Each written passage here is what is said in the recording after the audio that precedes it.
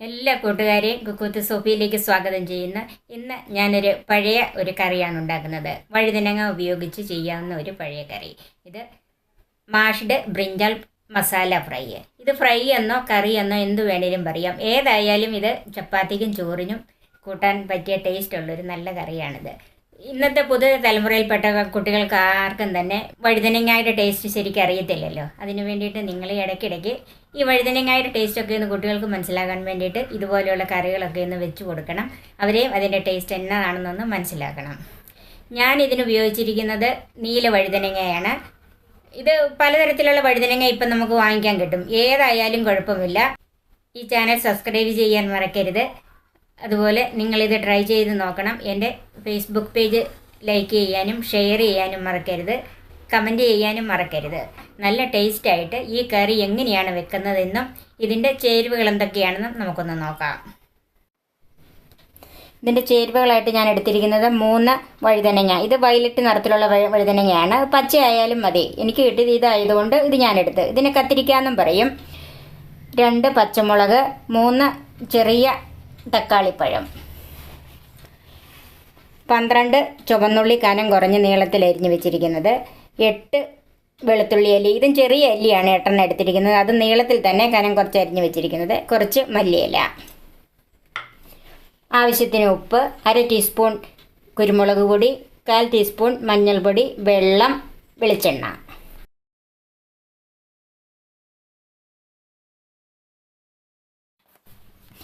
ആദ്യം നമുക്ക് ഈ തക്കാളിപ്പഴം ഒന്ന് തൊലി പൊളിച്ചെടുക്കണം. അതിനായിട്ട് വെള്ളം തിളച്ച് കഴിയുമ്പോൾ അതിലേക്ക് ഇട്ട് കൊടുക്കാം. അതിന് തിളയ്ക്കാൻ വെള്ളം വെച്ചിട്ടുണ്ട്. ഇത് വെള്ളം തിളയ്ക്കാൻ വെച്ച സമയത്ത് നമുക്ക് ഇതിൻ്റെ തൊലി ഒന്ന് ചെത്തിക്കളഞ്ഞ് ചെറുതായിട്ട് അരിഞ്ഞ് വെക്കണം. അതുപോലെ പച്ചമുളകും ചെറുതായിട്ട് അരിഞ്ഞ് വെക്കണം. ഇതിൻ്റെ ഞെടുപ്പ് കളഞ്ഞിട്ട് തൊലി ഇങ്ങനെ ചെത്തിക്കളയണം.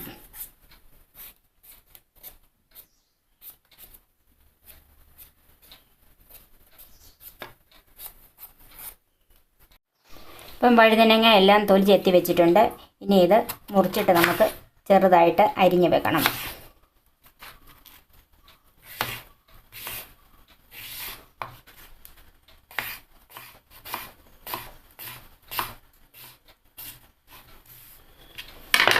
ഇതുപോലെ നമുക്ക് ചെറുതായിട്ട് അരിഞ്ഞ് വെക്കാം. എല്ലാ വഴുതനങ്ങ ഇതുപോലെ ചെയ്യാം. വഴുതനങ്ങ നമ്മൾ ചെറുതായിട്ട് അരിഞ്ഞ് വെച്ചിട്ടുണ്ട്. ഇനി പച്ചമുളകും അതുപോലെ ചെറുതായിട്ടൊന്ന് അരിഞ്ഞെടുക്കാം. ഇത് ചെറുതായിട്ട് അരിഞ്ഞെടുക്കണം.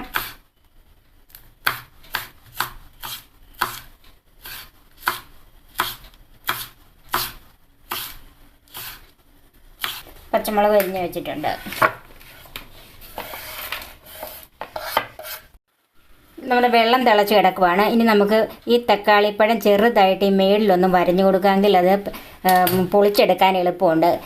ഇതുപോലെ വരഞ്ഞ് നമുക്ക് തിളച്ച് കിടക്കുന്ന വെള്ളത്തിലേക്ക് ഇട്ട് കൊടുക്കാം. ഇത് ഇങ്ങനെ ചെയ്യുന്നത് പൊളിച്ചെടുക്കാനുള്ള എളുപ്പത്തിനാണ്. ഒത്തിരി ആഴത്തിലേക്ക് മുറുകേണ്ട, തൊലി ഒന്ന് വിട്ട് കെട്ടിയാൽ മതി. ഇനി നമുക്ക് ഇത് തീ ഓഫ് ചെയ്ത് 5 മിനിറ്റ് ഒന്ന് മൂടി വെക്കാം. നമുക്ക് വഴുതനങ്ങ ഒന്ന് വഴറ്റിയെടുക്കാം. അതിനായിട്ട് ചൂടായ ഒരു പാനിലേക്ക് വെളിച്ചെണ്ണ ഒഴിച്ചു കൊടുക്കാം. ഇത് വെളിച്ചെണ്ണയോ സൺഫ്ലവർ ഓയിൽ ഏത് വേണേലും ഒഴിക്കാം. ഞാനിതിനകത്ത് വെളിച്ചെണ്ണയാണ് ഒഴിക്കുന്നത്. ഞാൻ ഇതിലേക്ക് ഒരു 2-2.5 ടേബിൾ സ്പൂൺ എണ്ണ ഒഴിച്ചിട്ടുണ്ട്. ഇനി നമുക്ക് എണ്ണ നല്ലവണ്ണം ചൂടായി അതിലേക്ക് വഴുതനങ്ങ ഇട്ട് കൊടുക്കാം.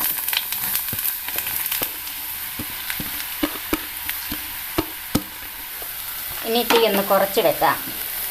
ഇത് നന്നായിട്ടൊന്ന് വഴറ്റിയെടുക്കണം.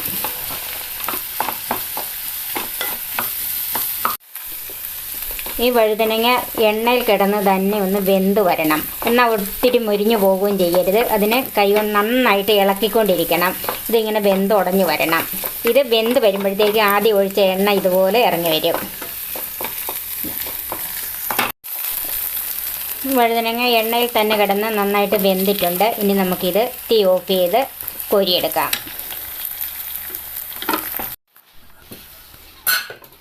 ഇപ്പം 5 മിനിറ്റിൽ കൂടുതൽ ഇത് ചൂടുവെള്ളത്തിൽ കിടന്നതാണ്. ഇനി നമുക്കിത് മാറ്റി തണുത്ത വെള്ളത്തിലേക്ക് ഇടാം.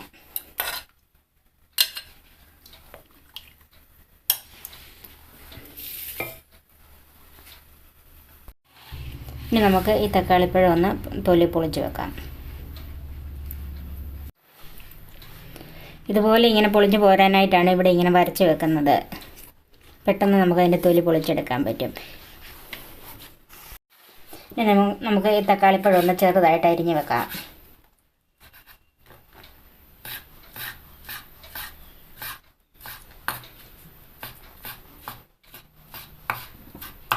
ഇതുപോലെ ബാക്കി തക്കാളിപ്പഴം അരിഞ്ഞ് വെക്കാം.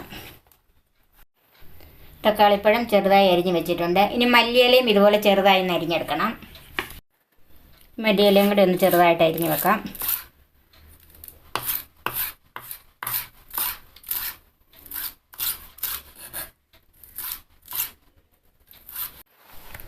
ഞാൻ വഴുതനങ്ങ വഴറ്റിയ പാത്രം തന്നെയാണ്. അതിലേക്ക് കുറച്ച് വെളിച്ചെണ്ണ കൂടെ ചേർക്കാം. 1 ടീസ്പൂൺ വെളിച്ചെണ്ണ കൂടെ ചേർത്തിട്ടുണ്ട്.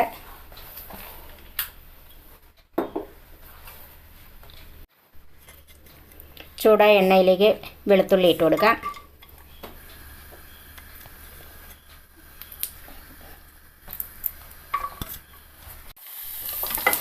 വെളുത്തുള്ളി നന്നായിട്ടൊന്ന് മൂക്കണം. ആദ്യമേ വെളുത്തുള്ളി ഇട്ട് ആ എണ്ണയിലേക്ക് വെളുത്തുള്ളിയുടെ ഫ്ലേവർ നന്നായിട്ട് ഇറങ്ങണം. തീ കുറച്ച് വെച്ചാൽ മതി. പെട്ടെന്ന് ഇത് കരിഞ്ഞു പോകരുത്. വെളുത്തുള്ളി നന്നായിട്ട് മൂത്ത മണം വന്ന് അതിലേക്ക് ചുവന്നുള്ളി ഇട്ട് കൊടുക്കാം.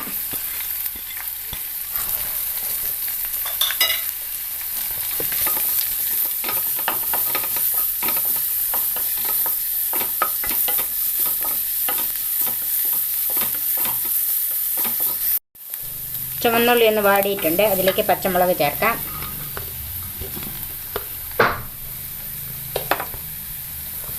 പച്ചമുളക് ഒന്ന് വാടി വരണം.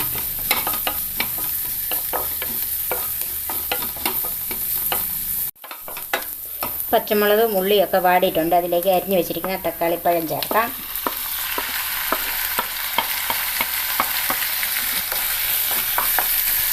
ഈ തക്കാളിപ്പഴം കുറച്ചുകൂടെ വെന്ത് ഇതിൻ്റെ കൂടെ ഉടഞ്ഞ് ചേരണം.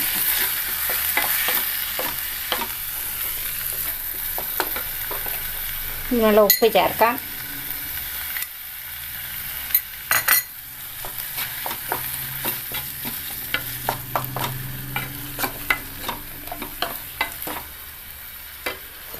മഞ്ഞൾപ്പൊടിയും ചേർക്കാം.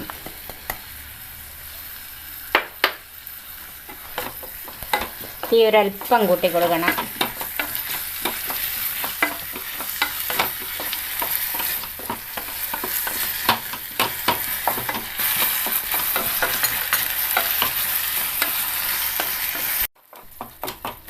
തക്കാളിപ്പഴം നന്നായിട്ട് വെന്തുടഞ്ഞിട്ടുണ്ട്. അതിലേക്ക് നമ്മൾ വരട്ടി വെച്ചിരിക്കുന്ന ബ്രിഞ്ചാൾ ചേർക്കാം.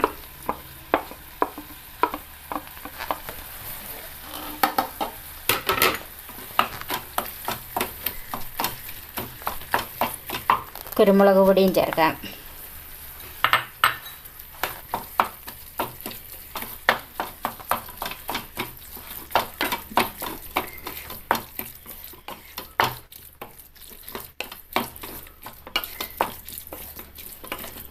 നന്നായിട്ട് മിക്സ് ചെയ്യണം.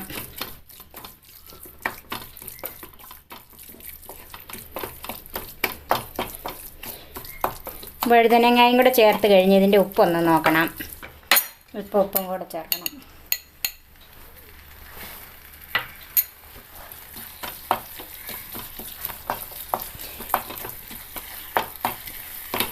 തീ നമ്മുടെ ഇഷ്ടത്തിന് കൂട്ടിയും കുറച്ചും ഒക്കെ കൊടുക്കണം.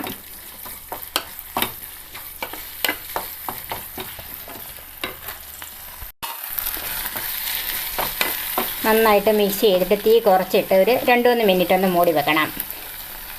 ഇതെല്ലാം തക്കാളിക്കാടെയും ബ്രിഞ്ചാളിൻ്റെ എല്ലാം ഫ്ലേവർ ഒന്നിച്ചാകാൻ വേണ്ടിയിട്ടാണ്. അതുപോലെ വെളുത്തുള്ളിയൊക്കെ ആദ്യം വഴറ്റിയതല്ലേ, അതിൻ്റെ ഫ്ലേവർ എല്ലാം ഈ വഴുതനങ്ങയിലേക്കും ശരിക്കും വരണം. അതിന് വേണ്ടിയിട്ടാണ് ഇതൊന്ന് മൂടി വെക്കുന്നത്. തീ കുറച്ചിട്ട് കൊടുക്കണം. ഇതൊരു 2-3 മിനിറ്റ് മൂടി വെച്ചതാണ്. അതിൻ്റെ ഇടയ്ക്ക് ഞാൻ 1-2 പ്രാവശ്യം ഒന്ന് ഇളക്കി കൊടുത്തായിരുന്നു. ഇനി ഇതിലേക്ക് മല്ലിയില ചേർക്കാം.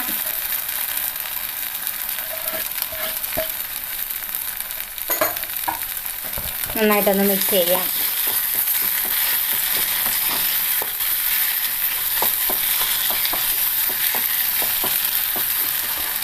ഇനി നമുക്ക് തീ ഓഫ് ചെയ്ത് അല്പസമയം ഒന്ന് അടച്ചു വെക്കാം. ഇപ്പോൾ ഒരു 2 മിനിറ്റ് മൂടി വെച്ചതാണ്. ഇനി ഒന്ന് നോക്കാം.